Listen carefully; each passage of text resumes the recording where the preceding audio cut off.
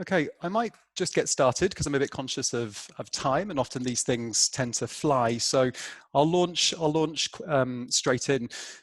Thank you for everybody joining us today and joining Brightbox Consulting's webinar on people, culture, returning to work planning, the new normal, all of those things. For those of you who don't know, or this is the first time you're listening to one of our webinars, my name's Liam Pietzka. I'm the director and founder of Brightbox Consulting. We are a digital and technology recruitment company. So kind of core areas are around digital product, human-centered design, development and engineering, and then moving into kind of digital marketing, so content search, social, data and analytics, that type of thing. And I welcome you all who are joining us for the first time today, and for everyone that's rejoining us, that's listening to some of our webinars before. I'm very excited to introduce 4 fantastic panelists that have agreed to give up their time today to field a few questions of mine around the topic, maintaining culture through a crisis and what the new normal will look like post-COVID-19.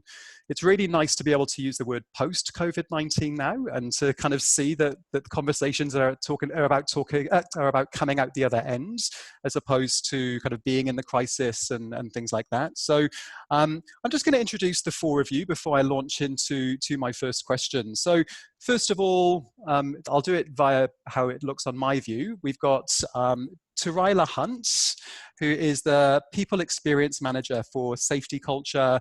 SafetyCulture, a software company, and they produce electronic workplace and safety documents. We then have Jamie Finnegan, Global Head of Talent for two-sided marketplace Finder.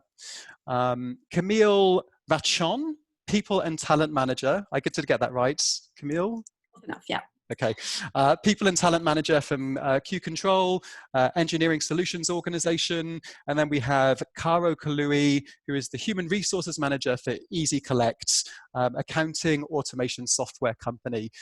Guys, thank you so much for joining us today. I'm going to launch straight into the first question, which is going to be around, just to kind of open things up, the biggest challenge that you faced from a people perspective. All the questions are going to be around people, culture, and returning to work. So that's going to be the kind of core focus. But just to provide some context, and it might be good if you could just give a quick overview of your kind of business as you kind of talk through your answer. But it's just around the biggest challenge that you've faced when it has come to people over the past couple of months.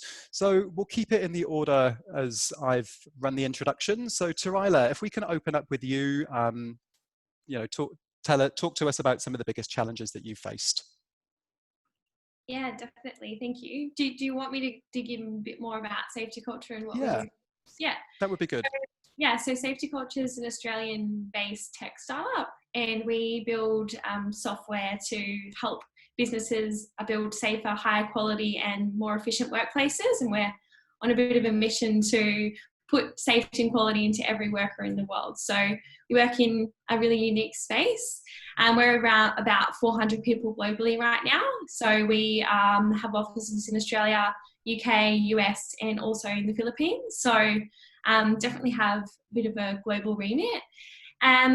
So I guess the biggest challenge that I think we faced is that we've spent a lot of time building a really great office-based culture. We have really awesome workplaces that people really enjoy coming to work each day. We're really lucky to have a commercial kitchen and a chef and a bar and lots of great things. And we've built a really strong office workplace. So I think when we shifted, we were really learning on the fly about how we transition our office-based culture and things that are really important about us to be in this new kind of working from home space.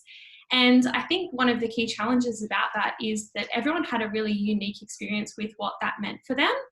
We ran a lot of custom surveys to help understand how people were feeling and what they were experiencing and what they needed more of. And what we found is that people were having really polarized experiences, and it was really unique to everybody. Some people wanted more communication. Some people were saying there's too much communication. Some people were saying loving this flexibility. Others were saying I need more structure. So I think what we found is that we really the real challenge was listening to our people and really being empathetic about what they need and building solutions for people that was actually really hitting off on their needs during this very interesting time. Yeah. Thank you. That's a great overview. Moving on to you, Jamie, if you can kind of tackle this the same question there.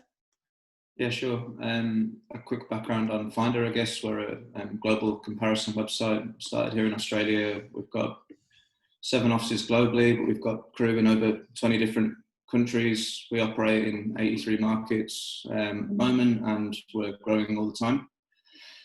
I think, you know, like many companies, we've been pretty heavily impacted by coronavirus, unfortunately. I think the biggest people problem, I guess, or challenge we've faced is the global nature of the business. This pandemic is affecting every location differently. So, you know, you've got people in New Zealand, Australia, the US, the UK, and many other countries around the world. It's not a one-size-fits-all solution. So I think having to obviously think about it with a global hat at the same time, trying to also then localize what the best procedures and practices are, working within local government kind of remits, I guess, and also then trying to kind of Finderize that and make it kind of, you know, the messaging the same kind of consistent, I guess, with what the people in the business would be hearing when it wasn't pandemic time. So yeah, I really think we've done our best of that as we can. I think we've done a decent job, but obviously, like you said, I think Terlya mentioned there, the kind of the feedback and surveys and stuff have been a great indicator of kind of what the I guess how the crew have received that messaging, you know, what's on their mind at that time. And I think, you know, it's just a struggle with any global business at any time, but I think specifically when there's a pandemic going on that's affecting, you know, it's not just a health pandemic, it's a world pandemic now as well. So it's important to just keep a pulse of exactly what's happening with people, how they're feeling, and making sure that you're addressing all of those issues in each location that you're in. Yeah. Thank you for that, Jamie. So Camille, we'll move on to you. The same question there. Yeah, a little bit more about Q-CTRL. We're an early stage tech startup, so we're mainly based in Sydney, but we also have an office in the US based in Los Angeles. I think one of the main challenges for us is, as a small business, we're really used to that face-to-face proximity and everybody knew each other very well, and all of a sudden everything had to go remote. We like to think that we were very remote friendly and that our business was ready for that, but when it happened, we had to take a good look in the mirror and realize that was not the case. So it was a big switch from that office-based culture, as Terlya said. We had to switch everything online, and how do we keep people engaged and make sure that they're happy, but also from an ops perspective, everything was very conducted via meetings, so we had to find different ways of making everything work. We also found that many people had different preferences when it comes to the best way of working when they're remote. So some people had kids at home that they had to work at completely different hours. So if they're stuck to do a face-to-face online meeting every single day at 9:30, that's not going to work for them. And there are other people out there that needed that structure. Otherwise, they wouldn't find themselves to be efficient. So we really had to ask our managers to step up there and have weekly catch-ups with everyone to see what was the best fit for everybody. And we just had to be very flexible. Mm-hmm. Thank you for that. And then last but not least, same question over to you there, Caro. Yeah, thank you. So yeah, maybe a bit more about ezyCollect. As you mentioned, Liam, we're also an Australian-based tech startup. So we do accounts receivable automation. So I guess our experience is very similar to Terlya's one. So obviously listening to what our employees had to say, but then the responses were very different. We only have 49 employees across 3 different countries, but yeah, everyone wanted something differently. So it was also really finding a balance between too much communication, not enough communication, how many casual activities do people want to do, and really trying to keep that engagement. And as Camille and Jamie also mentioned, finding a good line between having that communication with everyone, but just not too much, and yeah, making sure that everyone's needs are being met in different ways, and definitely that culture piece, as we all, I think, found out, is way harder to maintain remotely than it is in person. Yeah. And you all raised some really good points, and I think the kind of common thread there is really kind of listening to employees, getting them to kind of have their kind of inputs. I think the reality is that, and we'll kind of talk more about it as we move through the conversation, but you've got so many people that react in so many different ways and that need different things. And I guess a big challenge is kind of working out, well, how do we implement processes and procedures that are going to help support everybody in different ways. We've got introverts, we've got extroverts in terms of personality. Some people enjoy working from home. Some people really need that physical environment, and they get a lot of energy and motivation from that. But we will kind of move through to that in a second. But thank you all for your input there. One thing, the last two webinars that I've run have been, culture has been a part of the conversation that's taken place, and part of it has been around transparency. And I think one of the key things, a business's way of working with their people to be transparent around the messaging of what is happening internally is being one of the key things that have come out that has contributed to how people still feel part of a culture. Whether you've had to stand people down or a lot of businesses have been significantly financially impacted by recent events and things like that. Has there been anything that you've done differently that kind of, from a transparency perspective, making sure that there's a consistent message across your business so people understand exactly where you are as a business and where you have been? So I'll change the order up a little bit, and maybe I'll open that up with you, Camille.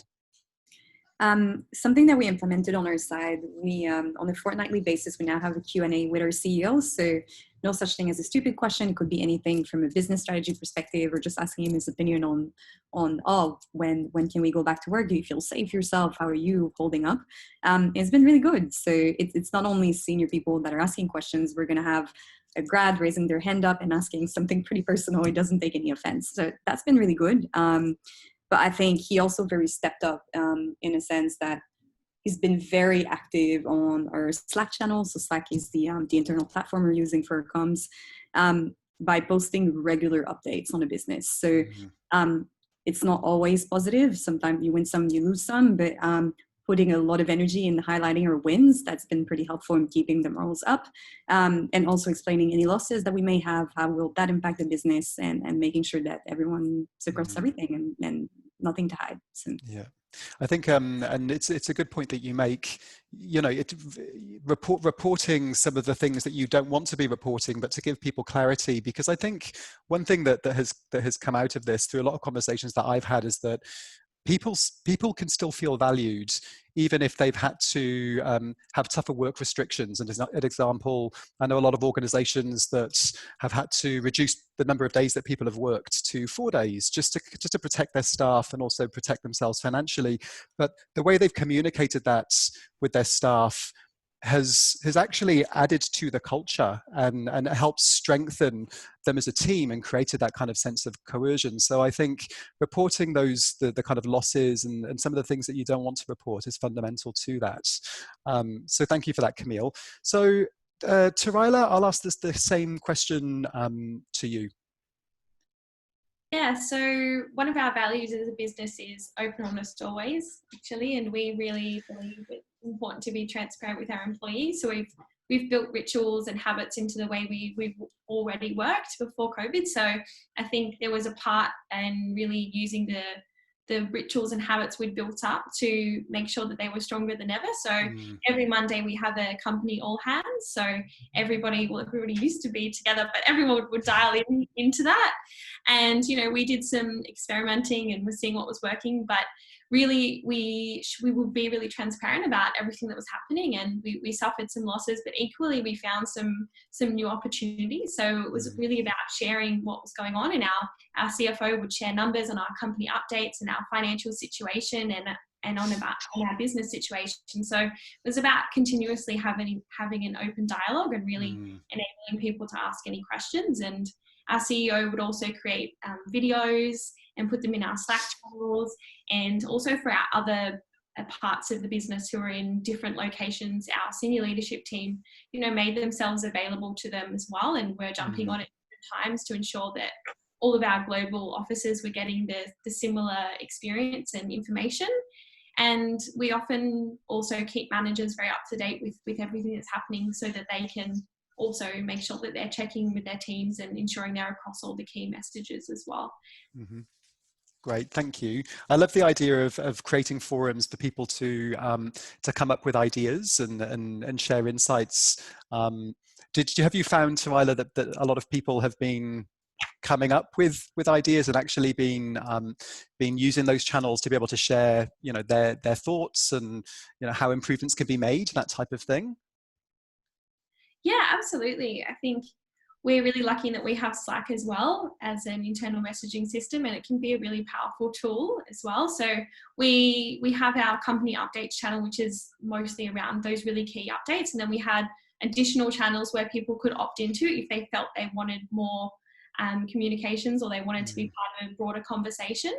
And one of those was winning at remote work. So it was kind of this constant dialogue of how people were sharing how they've structured their days, or how they've structured their team meetings, or there'd be chains on, this is my best desk set up at home, or here's some podcasts I really enjoy listening to on my lunch when I get to go for a walk now, or whatever that might be. And then we also had a COVID channel specifically, where everyone was sharing updates on what was happening, what the latest news and health advice was. So these two were opt-in ones, where people really created the space. If people wanted to be part of a further conversation, they could really jump in there. And we saw so many awesome things that were shared, and it was really great to open that space up to people to contribute ideas.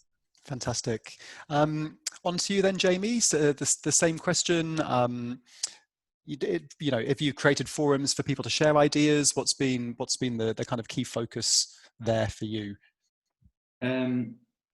Yeah, I think in terms of the original question around transparency and stuff, again, echoing what's already been said around frequent communication, access to leadership, the all hands on a Tuesday morning. There was people and culture focused, I guess, kind of newsletter that goes out every Thursday. So that was fortnightly, and we moved it to weekly. Same with the company all hands again. I guess we just changed the cadence to be a little more frequent during this time. And again, I think sharing the wins and the losses and kind of being all in it together. I think Terlya mentioned there, one of the values of SafetyCulture, I think one of the ones at Finder is be straight up. And again, I think it's just something that we've practiced anyway in terms of sharing, every 90 days, sharing company revenue numbers and EBITDA, and you can track those things weekly for different countries. So I think just continuing with that rhythm and not letting this affect that, regardless of the results, was more important now than ever, probably. We had a kind of Friday all hands then for specific country updates, and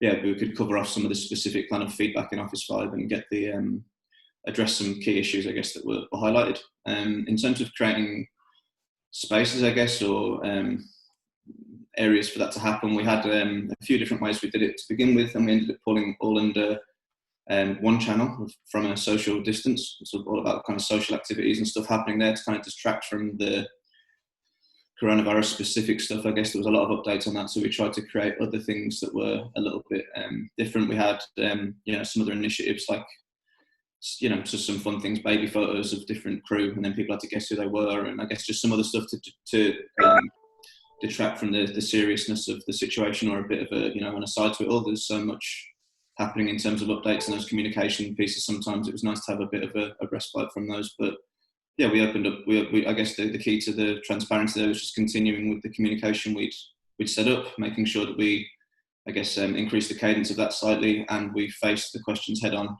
Don't try and shy away from any of them. I think if you communicate with the crew about the wins and the losses, they can be part of the solution either way. Mm. And Jamie, can I ask, were the team there at Finder very responsive to the communication around some of the kind of the financials, or some of those aspects of the things that the business had to kind of share? How has that kind of impacted things internally, and do you feel like it's kind of, it's added to the culture of the organization, that type of thing? I think. Yeah, I think, like, as I mentioned, we were kind of pretty open about this sort of stuff before. So, every week we have a weekly UTTR, like up and to the right, report that goes out for each country, and then a kind of global focused one as well that reports on some of the wins, some of the challenges, revenue numbers, etc. And every 90 day we do a kind of a retro on the previous 90-day targets, looking at the next 90 days targets. And there's a mixture of kind of, I guess, some of the more strategic focuses, but also the revenue numbers in there. And that's, everyone in the company has access to that. So we've always been pretty open with that. And as I mentioned, I think regardless of how that's impacted because of COVID, it was just as important, if not more so, to continue to share that information now. Like I say, the more that you show people how that has impacted the business, the more they can be part of the solution to help, I guess, improve it. Yeah. Thank you, Jamie. On to you, Caro. So the same question around the transparency piece. Yeah, sure. Yeah, very similar experiences again. I think the whole situation has actually highlighted some of the perhaps underlying issues that I think every growing company has. One of them also being that piece of communication. And I think perhaps previously our leadership team was sometimes a bit hesitant about sharing numbers, especially if they were perhaps not very positive. But we've actually found that the complete opposite has happened. So actually when sharing, we actually now share the same numbers, or just the same updates that we share with the shareholders, with our team, on a weekly basis. And that's actually really increased engagement. And like some of you have also mentioned, people come up with ideas, with new strategies to approach, whether it be leads or partner channels.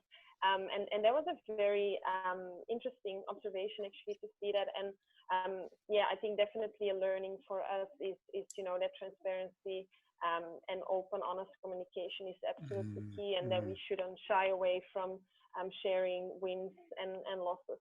And like I think Terlya mentioned, or was it Camille? Sorry, I can't remember. But also our CEO has been way more vocal on Slack. So definitely more reactive when people post things or when there is wins. And again, that kind of also increases the engagement from the team. So yeah, I mean, definitely some positive, I guess, impact from the situation.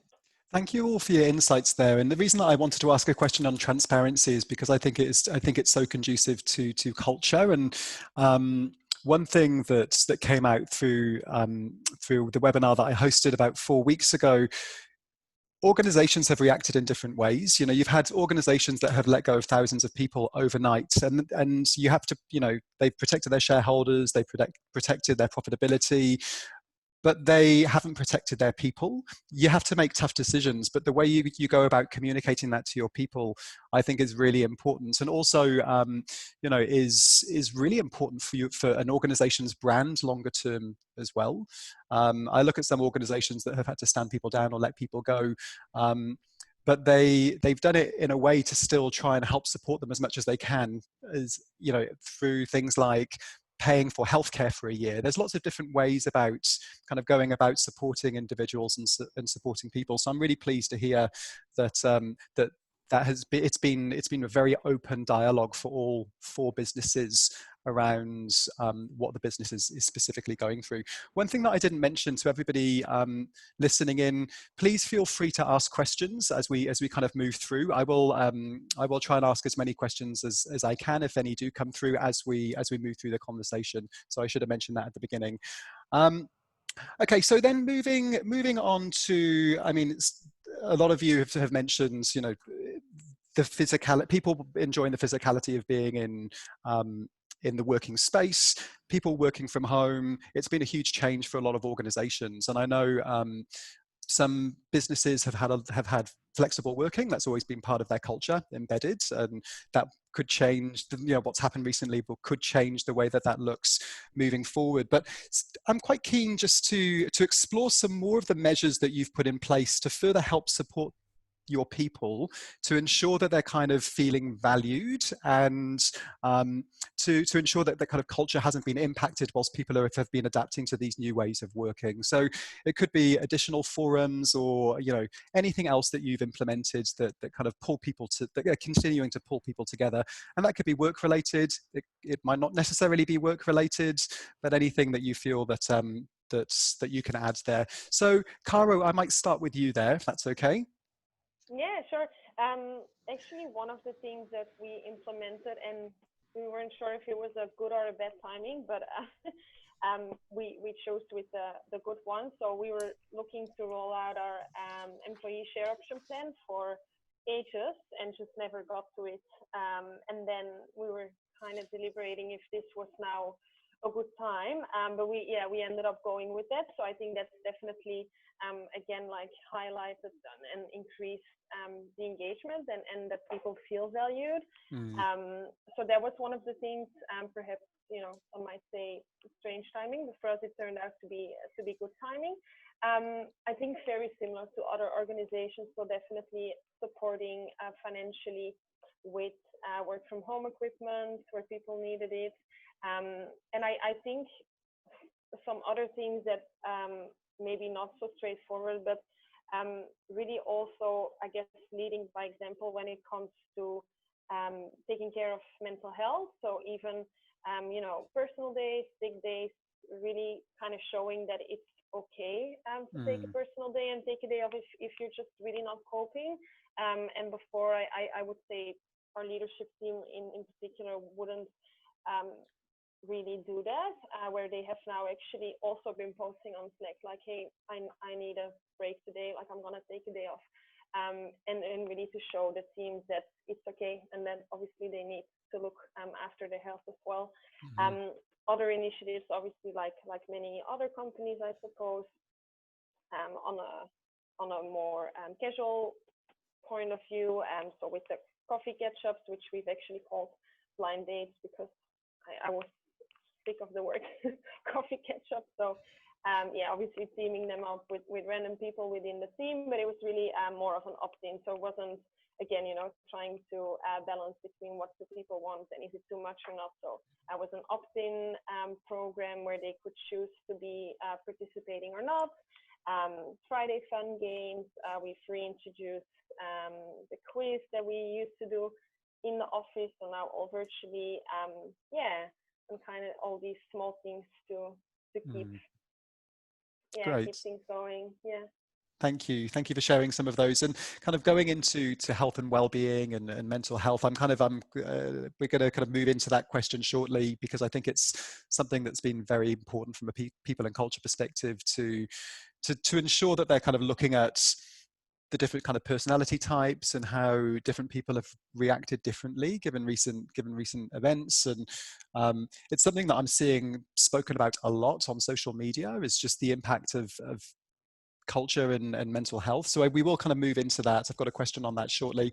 But moving on to you, Terlya, any additional measures that you've put in place to kind of further support culture internally, forums that have been set up, things like that? Yeah, definitely. I guess similar to what I said at the start, one of the really obvious things from us from gathering data and asking people for feedback was that support meant so many different things to so many different people. So I guess we rolled out a range of initiatives, and I guess some were in the bucket of supporting and some were in the bucket of supporting in terms of giving people those social and connection and relationship outlets. So I guess one of the key ways we supported people was we rolled out a new employee assistance program so that people could get access to professional support and someone to talk to if they really needed it. And we also have like a component of like an online mental fitness app where they can go through assessments and courses and do meditation and stuff like that. And we also launched a class pass to give people access to like thousands of on-demand videos, so that could be keeping physically and mentally quite quite healthy. So we saw lots of people, you know, coming together on their lunch breaks to work out on ClassPass, and even some people's kids joining, thinking that they can obviously do the best push-ups. So that was really great. And then I think on the other side, similar to what Caro was saying, we implemented some more social things to support those people who are feeling quite isolated. So we created a virtual pub where there was a range of different rooms. One was like a games room where people could go in and play Pictionary and play Scrabble and play code names and a bunch of games. And there was a karaoke room, and there was a rave room and a wine cellar, which was my favorite room. And we're just really creating spaces for people to connect. And then most recently, we ran a webinar, which Dr. Lucy Hone joined, and she's an expert on resilience and a research on resilience. And she really spoke to all of our employees across the globe around how we can build resilience through COVID, and how we can all support ourselves and support each other through this really interesting time. So I guess they're just a few examples of what we've done. And I guess I saw someone put in the chat around, you know, how do you manage noise? And I think for us, it was about providing a range of options for people that could opt into. So if working out was something that was important to them, or if going to the virtual pub on Friday to connect with people was something that was important to them, it was about giving people the options to get the support that they needed. Yeah, some great examples there, and I think the idea of giving people options is fantastic, because so many people respond to things in different ways. I personally like the wine cellar idea. I think I would have been a part of that for sure. Jamie, moving on to you. So same question. The question was around people feeling valued, or which one? So more around any kind of additional measures around to ensure that people feel valued and okay. Yeah. We had a channel, again, something that existed pre-COVID, which has been another great tool for us, called Thank You Cheers at Finder. So it's I guess a space to shout people out, just for anything really. We had that kind of in-person version of that at the 90-day presentation, where there would be they're listed. You're normally in the office. We have a screen in the kitchen and in other locations where the Thank You Cheers stream comes up, so all the people kind of listed there. So we kind of kept that channel running, obviously, and kind of that got a bit more use, probably because we didn't have the ability to do that in person as much. So I think the whole Thank You Cheers thing was encouraged to use that even more so, it's a great tool just anyway. I kind of recommend, if anyone doesn't have a space like that in the business already, to have something like that. Just there was, a person who works with us, Michael, who's a senior legal counsel, helped us with some contract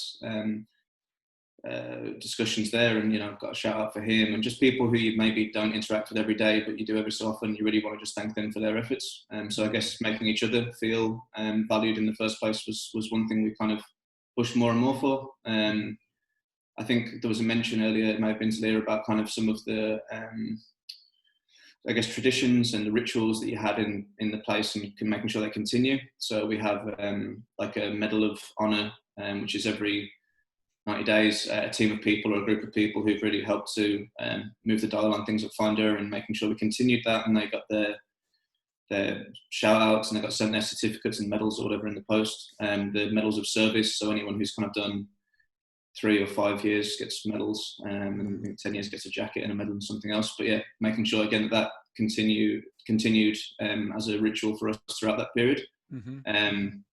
So yeah, I think that kind of making sure people were feeling positive and valued was something, celebrating those wins in the Thank You Cheers channel, and everyone could see. And yeah, making sure we continue some of those rituals were kind of the 2 key things really for that. Great, thank you for sharing those, Jamie. Camille, so same question on to you, and then we actually do have some questions from some of the people listening in, so I might quickly go to a couple of those before moving into the second half of the webinar. Well, there's a lot of good examples that have been given already, but one thing that we had to consider is at Q-CTRL, a large part of our workforce is very technical, and a lot of people are actually pretty introverted. So it's not everybody who's extremely happy about going to a virtual happy hour, or so you just need to think about what's actually valuable to them and what's going to have the most impact. So yes, absolutely, we had a lunch channel where everybody could jump in, but there are a lot of people who never really went that lunch channel because they enjoy having their lunch by themselves anyway. So yes, increased recognition is definitely one thing that is pretty important. So we started having more one-on-one catch-ups with people and looking into employee shares as well. But one cute little thing that we did, we started sending care packages to our people. So we love our free coffee in the office, so we just decided to send free coffee beans to everybody, and then we had a bit of a contest across the office on who had the best coffee set up. That was just like a funny chat to have on 1 week. But that's just an example of extra care that can be done in those kind of weird times. So. Thank you for that, Camille. I'm going to move on to a question from Olivia, because it kind of brings me into the kind of the mental health aspects of the conversation, which I think is really important. The challenge, the comments here, a challenge I have found is the overwhelming amount of information that is being shared internally via Slack, and how this impacts employee well-being. How have you been balancing these communication channels at your orgs? And just to add on to that, because it kind of swings into a question that I was going to ask, I think there's an essence of a lot of fatigue, because there's so much information and so many things that you have to react to digitally, including a lot of Zoom meetings and things like that. So how do you balance those communication channels at your organizations? Terlya, I might open with you there.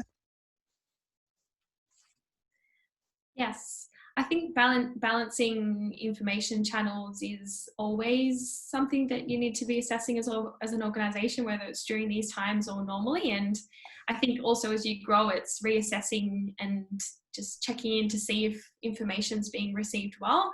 I think similar to what I said before, it's about, we have one specific channel called company updates, where if people post in that, we know that it's absolutely kind of these updates that you need to hear, like really important movements in the company, really important announcements. And we have quite strict guidelines and a shared understanding in our organisation about what things go in which channels, so that you can create this environment where you can opt in if you want more of certain information. So it's about providing a really high level, and then for the people who are really detail orientated or do want more, do want to participate further in the discussion, creating the space and allowing them to do that further. It's definitely a way that we try to manage information. And a big way as well is, we at SafetyCulture believe that the relationship between managers and employees are really important. So a lot of key messages that are really vital, we make sure that we brief our managers on and give information to our managers in our leader channel, so that we're really equipping them to have those conversations should it come up in their one-on-ones or in their team stand-ups. So it's just really making sure that they're across it as well, so that it's not so overwhelming and that employees feel that they must be everywhere all the time, but managers are really always across what those key things are that they need to know. Yeah. Thank you for that. Is there anything that anyone would add on that question? Is there anything that maybe that you've done differently to help balance those communication channels? One thing that we did here is, I feel like before COVID, a lot of things were going on Slack automatically, but we started using more asynchronous work tools, just so less information will be going on Slack. So if it's a really important work-related conversation that needs to be happening, just move it to a different platform. And Slack remains for something that is a bit more lighthearted, and it's going to be just a quick communication between two different teams or two different people. But yeah, there was way too much information going through on Slack, and it can be also very invasive in your private life. If you have your notifications set up on your phone, it's just impossible to switch off. Even on the weekend, you're going to see some things coming through on the evening as well. So yeah, just increased use of asynchronous work tools. That's been really helpful for us. Good.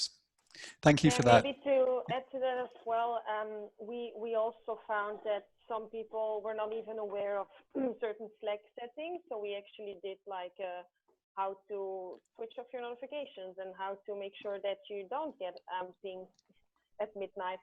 So these things, but also other than that, just actually surveying people on how they want to receive information, because not everyone wants to get that through Slack. So we actually moved a lot of the communication to a lot of different channels. So it was a combination of Slack, email, Confluence, the weekly stand-up. So again, all the information is there, and if you want to receive it, you know where to go. And for those people who, like Terlya said, might not be very detail-oriented and they didn't want to know as much about the finances, they just didn't check it, which is fine.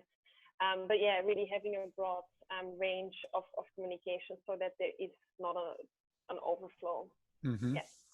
And then I guess just kind of further on the mental health piece, is there anything else that you've been doing to help support your people to ensure that you're checking in? I mean, one thing that I've heard a lot is asking people, "Are you okay?" At the moment is so important from a business perspective, just to check in on people. Is that something that you have implemented as part of the culture to ensure that managers are having those conversations with people? Is there anything specific that you've put in place to help protect people's mental health during this time? Jamie, I might open that up to you. Yeah, definitely. I think, like you mentioned, it's probably one of the most important things at the moment, the kind of mental well-being, and I think also partially part of that is the physical well-being as well. You know, you kind of, some people work at home, stay at home, don't get much opportunity to leave the house. So I think there's probably a few things there that are important from that perspective. The thing about, I think you mentioned the asking, "Are you okay?" I think it's doing that with the genuine intent rather than to kind of tick a box or whatever as well, having a real human part of that. I've heard of some of those things being from other businesses around the world. I guess they've kind of tried to automate some of that stuff and do it through tools, which I think, it plays a part obviously in gathering information and being able to have a space like we have Office 5 where it's anonymized, and you can kind of use that to give a sense of engagement and make sure that people can voice concerns. But I think really at this period in time, the last thing you want is another piece of software doing that for you. You're constantly living on Zoom and Slack these days, and I think any chance to speak to another person or have that human interaction is more important now than ever. So I think we've got the global people ops team have kind of there's a list of 430 odd people across the business that's been broken up and split up into I guess who's going to reach out to who, and making sure that there's genuine questions being asked there with real intent, and listening to people and finding out exactly what they're going through, and helping to share some resources with them. So I think we've we had a kind of a working version before, but we've had a real focus on creating a bit of a wellness hub during this time, which is housed in, I know I just mentioned about not using tools, but it's a good way to obviously keep some information together in a Confluence page. So we've got kind of things on self-care, strong mind, stretching at your desk, a COVID Q&A section, nutrition, all these kind of guides that people can have access to at any time as well. And just, there's little tutorials on there, little links to different apps and whatever it may be. We've also set up a wellness@finder.com email address just for anyone in the team who wants to talk about those things specifically and kind of have a bit more of a robust conversation around those things, I guess, with someone in the people ops team or their manager or whoever it may be. We can kind of funnel that in the right direction. But I think as I mentioned, the kind of key thing there really around the kind of mental and physical health was around making sure that there was a human level of interaction happening there. As I think it was already mentioned, we've got kind of, ClassPass access and yoga sessions set up and these kind of things, which have been good for the physical portion of that as well. And some of these things in the Wellness Hub have got links to some really good stuff there. They're the kind of, working from home audits, making sure everyone had some sort of ergonomic setup or that they were, weren't in any kind of danger there. I'm sure SafetyCulture did a great job of that kind of thing, given what they do. But I think we, I think the Wellness Hub for me was a big win, and making sure that we were had a human element of interaction, asking people how they were. Is there anything else? So I'm just conscious of kind of time and moving into kind of the back end of the conversation. But I guess I'll just throw it out there. Jamie, you've mentioned some really good things. I think the human interaction piece is probably the most relevant. And asking, are you okay with intent? I really like that. I think it's really important. You're not just ticking off a box just to check that someone's okay. You're actually having a meaningful conversation with them. Really important. Is there anything else that anyone would add just on, protecting their people and in terms of mental health and well-being there? I'd like to add one thing really quickly, because I think one of the really beautiful things about COVID and this experience is it's really enabled people to be more authentic and really brought like emotions to the forefront of work conversations, because it is such an emotionally interesting time. And I think one thing that we've introduced, and we've done a few things similar to Jamie, but I think one thing that's been received quite well is that in our morning stand-ups, we start by checking in and like saying how we feel, whether that emotion is I'm feeling angry, or I'm feeling frustrated, or I'm feeling really energized today. And the simple fact of kind of talking about how you feel and putting that emotion out there kind of takes it from being an experience inside your body and in your mind, and you almost feel like out there. And I think I listened to a really great podcast, the Culture First podcast, Culture, where Life Labs Learning kind of talks about this experience of bringing emotions to the table at the start, and by tabling them helps kind of that release and helps you kind of be a bit more present in that meeting. So I think even bringing that to the conversation and encouraging our managers on our teams to really start by checking in with how people are feeling, and it gives a space for people to talk about if they want to talk about it, or if they purely just want to say, today I'm feeling a bit anxious, and moving on. I think it's about creating the space for people to really show up with how they're feeling. And I think COVID's been a really, really interesting time for businesses to reflect on this, which is cool. I agree. I'm going to move on to kind of the back part of the conversation, which is just around, conversation seems to be around return to work planning. In fact, I know a lot of people are back in the office environment now. Obviously, measures need to put in place to protect people there too. Maybe just a conversation around how that's all kind of working from your perspective. What measures have you put in place? Is that the plan for you to get people fully functional back in the office as quickly as possible? Camille, I'll kind of start that with you and get your insights there. Yeah, I don't like the term as quickly as possible, because we don't really know what's going to happen. So we're pretty careful in what we're planning, just because anything could change at any moment, or we're going to get hit with a second wave. Like, fingers crossed, but really hopefully not. This being said, our recommendation until now has been to keep working from home if you can. We have some people that are back in the office for their own mental health. They just really needed to get out of the office and have access to that space. But as of next week, we're going to open it and leave the preference to whatever people want to do. So either in the office or at home. But obviously, we still need to respect social distancing. So if too many people want to go back to the office, we'll need to work this out as well. As a smaller company, it's a little bit easier since there's less than 50 people in Sydney. So it's pretty easy to cap it at a certain number and keep a distance. But an interesting thing for us is that even if most of our people will be back in the office physically, is that we want to embrace a remote first principle now. So we definitely want to offer more flexibility moving forward. So our standard is going to be 2 days working from home are going to be allowed, regardless the reason. If you want to work from home, just please do so. So all of our meetings, we want to keep it as remote friendly as possible. So before, it was a bit of a weird hybrid where a lot of people who were remote felt more of as a second-class citizen and didn't feel as included as they should have. So I really think that the way we operate is going to be completely different moving forward. So does that open to looking for talent that is based in rural areas? That very much could be. Does that let us hire some people interstate? Maybe. Does that let us hire some people internationally? Well, from an ops perspective, like, we need to check with the time zones. But then again, if we're asynchronous and remote friendly, it's going to be very, very different. Looking forward to it.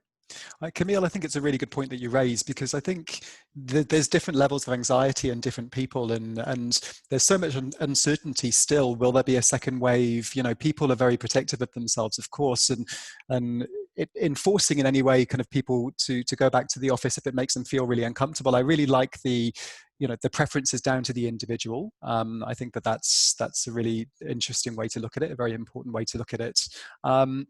So Terlya, I'll ask the same question to you around return to work planning and is remote working the way of the future for SafetyCulture? I know that there was a lot of flexibility within the organization before COVID hit, but how do you feel that that's going to look for you moving forward? Yeah, so very similar to Camille, we worked with our managers over like a 2-week period for them to all have conversations with their employees about how they were feeling and their experience. And from the 2nd of July, we opened our office for those people who were finding it quite difficult to work from home, whether it was because of family and or just because they really missed being able to kind of have that routine. So we have a few people that are in the office, and our amazing office manager and team set up the space so that it was all as per social distancing requirements, and space out all the desks with all these little hilarious memes and that they put everywhere. So that was really cool. But yeah, similarly moving forward, it will be a preference to return, and we're trying not to rush, and we will follow government and health advice and kind of adjust accordingly. But until October, we're fully remote, and we'll reassess then, apart from those who really indicated that they wanted to be back in the office. And then moving forward, similarly, we're rolling out a flexibility policy moving forward so that we can take the best parts of what we've learned from remote work and apply them and have them moving forward. I think it's been a really great thing that a lot of people have found that by having this additional time in their day where they're not commuting or trying to get to work, that's being able to create space for those things that are really important for them, whether it's having dinner with the family or getting down to the beach or doing their exercise. So I think that'll be a really great thing for us to take forward. Thank you for that, Terlya. Jamie, I'll move on to you, the same question in terms of what's happening with Finder at the moment around those plans and how that's going to look for the future for you guys. Yeah, I think we were, again, slightly fortunate, I guess, in the sense that almost a third of the business was distributed anyway. They were, I guess, classified as distributed crew, people who don't work in an office full time and maybe not be based in the same location as the office. So I think we were lucky, I guess, in that sense that we had kind of practices and processes, systems and what have you set up for that to be fairly smooth. Other people made a quick transition as well, I think, due to the nature of us being fairly flexible beforehand. I think in terms of planning at the moment, we've got a phase plan we'll be rolling out at some stage, which is kind of, voluntary, kind of coming back to the office at some point, and then another wave of that happening, kind of returning to some version of normal at some stage. But I think, we've kind of been fairly kind of open to people being remote and kind of embrace that in the way that we work anyway. So I think in terms of when we are returning, the people who want to come back will come back, and those who aren't coming directly back into the office likely weren't there before. I think some of the practices that will change with things like, I guess, considerations that we have to think about, things like, not just when they're in the office, things like public transport on the way in. If people want to avoid that kind of thing and they're maybe cycling to work, do we have maybe additional bike rack space or those kind of things? Do we have kind of in the communal spaces now, like in the bottom of the office in Sydney, for example, there's a lift, same in New York. So those kind of like shared spaces, I guess, there's things we'd have to think about there. And then obviously when you're in the actual office, there's plenty of other things to think about in terms of the whole workplace design and the hygiene around that. And we had, as I mentioned, like lucky enough to have some, catered lunches and these kind of things. I'm not sure exactly how that's going to work moving forward now. And they're things that I guess we'll just have to see moving forward. We're kind of in line with government guidelines at the moment and kind of being, I guess, cautious, making sure that everyone's safe, and that's the main priority at the moment. But obviously there's a lot of work going into making sure that we can return in the most productive, safest and kind of most enjoyable way when we do decide to kind of, I guess, have a bit more, few more people returning to the actual office day to day. Yeah. And Caro, the same question for you. Yeah, very similar experiences. I think, like Camille said, we are in no rush actually to return to the office. We really want to embrace the what employees feel comfortable with. So again, it's a very mixed batch. Some people cannot wait to come back. Others never want to come back again. So really having options for the whole range. Our office is currently still closed, unfortunately, because it's a co-working space, so it's a bit out of our control. So we are waiting to hear what's going to happen there. But again, everything obviously according to government guidelines. And then while we're not returning, making sure that we continue to provide as good as possible workspace. So some people who perhaps in the beginning identified that they didn't need additional setup are now starting to realize that maybe after 3 months they would like a proper chair, or perhaps a second screen and stuff like that. So really, trying to accommodate that and support that where we can, as long as the office is not an option. Thank you for that. There's a couple of questions that we have.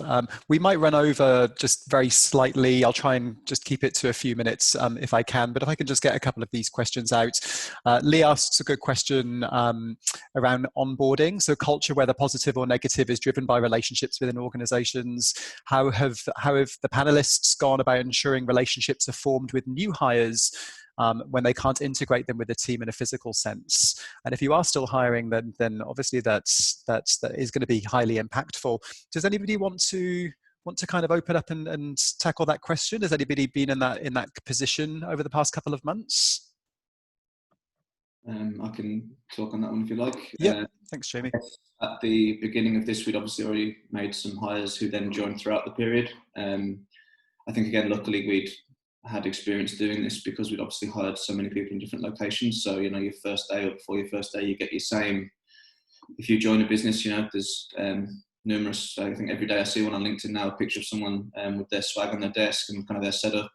So I think it was important to continue that kind of stuff happening. So it's just a from home version. So we kind of send, the hoodie, the t-shirt, the cap, the laptop with things printed on their stickers, whatever it may be. They all go to people's address in time for them to start. The same, again, rituals, again, keeping them in place. The founders induction that we would do, kind of with the history of Finder and an open AMA with the founders at the very beginning, is something that we continue to do, embracing the value of go live and actually going live with something on your first day. So again, I think just continuing these rituals, trying to not compromise the experience, just trying to, I guess optimize it for remote was the real focus for us there. I think Lee asking a question there about the relationships, often that would be over like say a coffee or whatever, or a meeting or whatever it may be, a walk. Obviously it's a little bit different now with having to over Zoom. It's probably not as ideal in some ways, but I think given what we're going through at the moment as a world, it's quite difficult to have those things in place. But I think we've done a good job. It sounds like everyone else on the panel as well has, of kind of trying to keep things as normal and as kind of interactive and as human as possible throughout this process. So I think trying not to make too much change and just try and bring those things online was the real aim there. Thank you for that, Jamie. Mary's asked a question about what the most enjoyable part or outcome of the pandemic lockdown has been for you personally. So maybe we'll just do a quick round robin on that. Caro? Well, for me personally, I've had a lot of actually positive aspects from the lockdown. So I was lucky enough to be able to move up to the coast in my partner's holiday home. So I've been enjoying ocean view for the last 3 months and still are, which is pretty amazing. And that was definitely a very different from where I was living before and will be very soon again. So for me, as long as the office doesn't open, I can stay here. So that's pretty nice. And just managing my son, I've actually found that there's certain parts of the day where I'm totally unproductive. And now actually trying to schedule my day that in those times I'm doing different things other than working, or maybe catch-ups, but not like brain activities. So those two things come to mind first. Camille? For me personally, I would say it really allowed me to focus on my health. With spending a lot of time in public transport, now I save a good like 2.5 hours every day that I can use it to do something else, which is really good. And I got a cat, so good. Terlya, on to you. Same question. I feel very similar to Caro with my answer. Similarly, I'm originally from the south coast of Sydney and I moved back down here for that. So outside of Sydney, I'm like 100 meters from the beach. So just being able to be near the ocean and the nature every day is something that's really important for me, and something that was enabled by working from home. And I think the second thing to what I was mentioning before, I think a really awesome part about COVID has been that it's really brought people's emotions to the forefront, and people have been able to be a lot more authentic at work. And whilst it's definitely presented certain challenges for relationships at times, because you're not just next to each other and you can't tap each other on the shoulder or run into each other at the coffee machine, I think it's really created a space for people to be vulnerable and show up for each other. So I think that's something that's really nice and that I've really enjoyed about this time. Thank you, Terlya. And Jamie, same question to you. Yeah, I'd echo the sentiment there, definitely from Terlya, around people being a bit more vulnerable and open with their kind of feelings and emotions. That's been an awesome, I guess, result of COVID. I think more from a business perspective, looking at kind of, you know, the new normal and how that can be a bit more flexible maybe for business who haven't been in the past. From a personal perspective, unfortunately, I haven't had any nice homes to go to or anything, and I didn't get any pets, but I did my citizenship ceremony, which was a virtual ceremony. It took about 3 minutes, so that was good. It was a quick in and out there. Congratulations. Thank you. Look, guys, we have run out of time, and I think we've kind of covered most points. And you know, I think one thing that's kind of critical, and I've been looking at a lot of surveys online about people's, it might be just a nice way to finish up, about people's expectations of what the new normal would look like. And you know, I read one survey this morning, 70% of people want better working from home measures and feel like that's going to be conducive to what they want in the future. So so more flexibility is definitely going to be kind of on demand on an individual level. But you know, one survey said that 66% of businesses will adopt a much more flexible working approach moving forward. There was 75% in another survey. Do you think it's fair to say that the new normal is going to facilitate a lot more flexibility, and that's one of the key outcomes that we've learned through over the past couple of months? Would anyone like to just answer that one just before we finish up? I think, yeah, definitely more flexibility. And as I said, applying remote first as a principle, but just ensuring that you shouldn't be disadvantaged because you are remote. So no one that is a remote worker should be considered a second-class worker. Just everybody's going to be on the same level moving forward. Yeah. Anything else that anyone would like to add to that? Okay. I think Caro? 100%, yeah, 100%. I mean, I think any company who decides now to not be flexible will be going 100 steps back. So yeah, 100%. Guys, thank you all so much for taking the time out to share your insights. It's been a really good discussion. I really appreciate it. Thank you to everyone that listened in.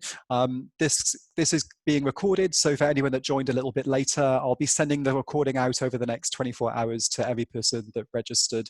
But thank you all again for joining and sharing your insights. I really appreciate your time, and I hope you all have a great remainder of the day. Thank you. Thank you, Have Lynn. a good day. Thank you. Cheers, everybody. Thank you. Bye. Bye. Bye. Take care. Bye.